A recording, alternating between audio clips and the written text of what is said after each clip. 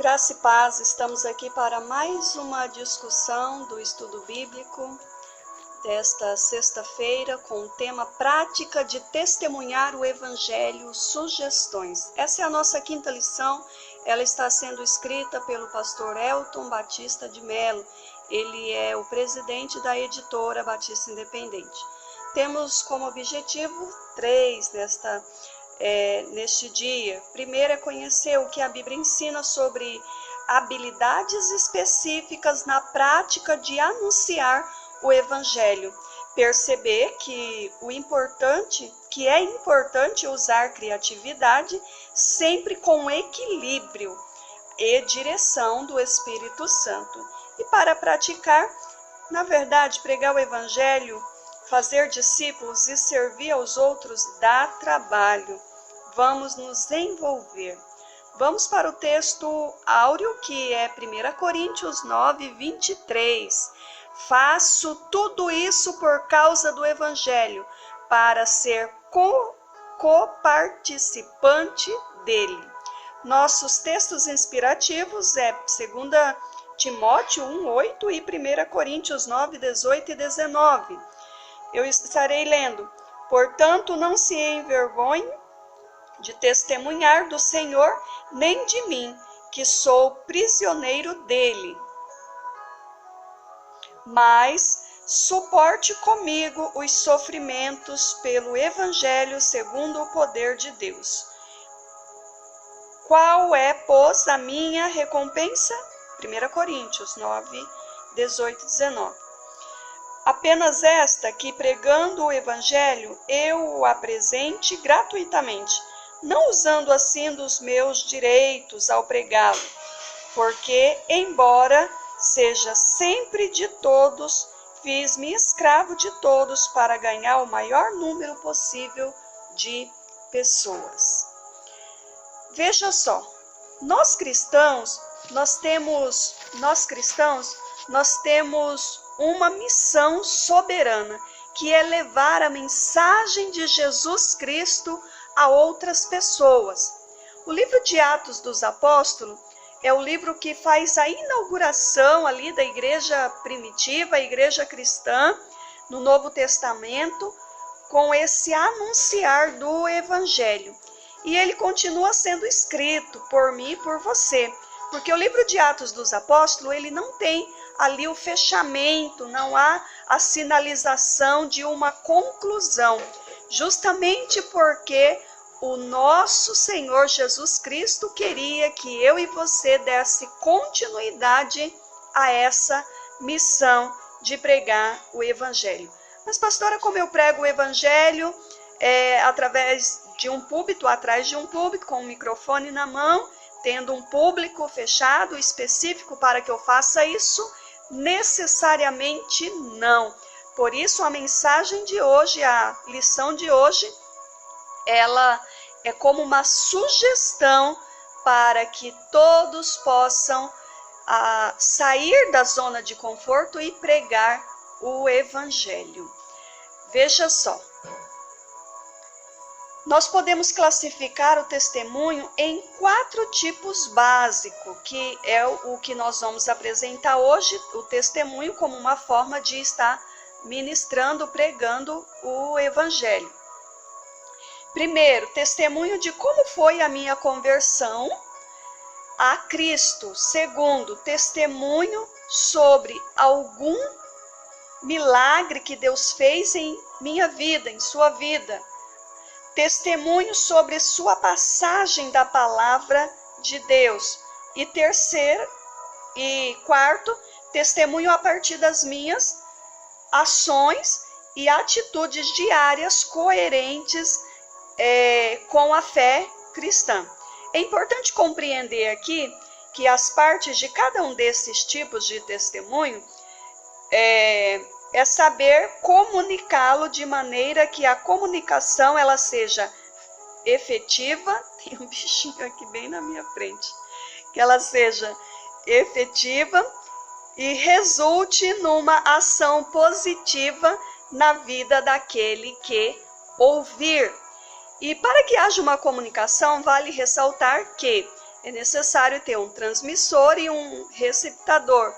E no meio, a mensagem, que essa mensagem seja clara. E para que haja o quê? Para que haja a compreensão. Se não houve compreensão, não houve comunicação. A verdade é essa. Nas minhas aulas de gestão de pessoas, eu sempre digo isso aos meus alunos. Se não houve compreensão, então houve falha na transmissão da mensagem. Veja só. Primeiro, testemunho da conversão. Cada um de nós, cristãos, passou por uma experiência, e essa experiência é única, que é a transformação em nossas vidas, quando nós conhecemos a Cristo e somos transformados por Ele, o nosso processo de conversão. E isso também pode acontecer não só pode acontecer, acontece com o cristão carnal.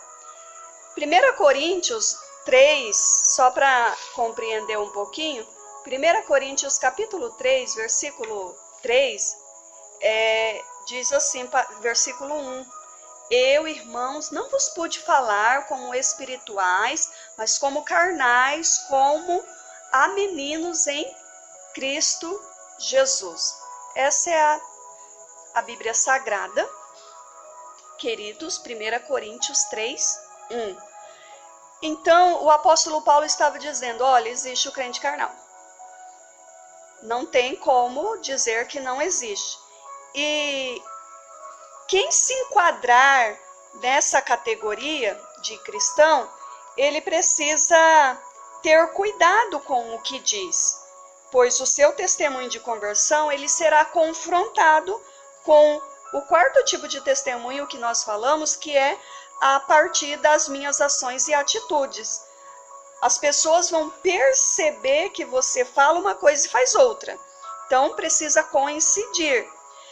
Ou seja, não é coerente. Precisa compreender isso. Nesse caso, ao invés do seu testemunho ser efetivo, ele vai gerar ainda mais bloqueio naquele que ouvir. E isso é muito ruim. Mas para a grande maioria de cristãos, queridos, que são sérios, que obedecem ali a palavra de Deus, as transformações elas ficam evidentes e realmente percebe-se que houve mudança de comportamento, que houve mudança de mente, que houve mudança de atitude. Ou seja, quem está no mundo percebe que de fato houve uma experiência com o Senhor. No entanto, se eu não souber comunicar, o meu testemunho posso prejudicar o resultado esperado. Mas nós vamos apresentar aqui para vocês, como sugestão, 3 formas de apresentar esse seu testemunho de conversão. Primeiro, como era a minha vida antes de conhecer a Cristo?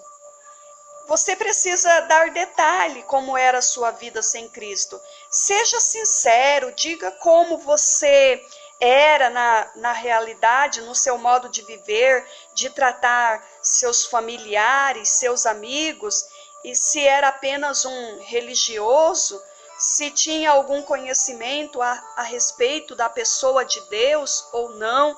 Então, seja claro, seja sincero, quem você era antes de Deus. Como diz aquela canção, quem eu era antes de Deus. Veja bem, segunda forma de você transmitir esse seu testemunho de conversão. Conhecer como foi que Jesus me encontrou. Você precisa entender, procurar transmitir como foi que Jesus te encontrou. Nós, na verdade, seres humanos no geral, tem uma dificuldade de dizer. Geralmente as pessoas dizem assim, quando eu encontrei Jesus, quando eu fui para Jesus, quando na verdade é Jesus que nos escolheu, é Ele que nos procurou, é Ele que chegou até nós, porque nós, na nossa cegueira humana, não tinha essa possibilidade de enxergar o poder de Deus. Então vem o Espírito Santo, nós ouvimos a mensagem, ela é transmitida, e vem o Espírito Santo, tira toda a veda dos nossos olhos, e agora nós temos essa possibilidade de encontrar Jesus. Na verdade, ele nos encontra primeiro. Então, em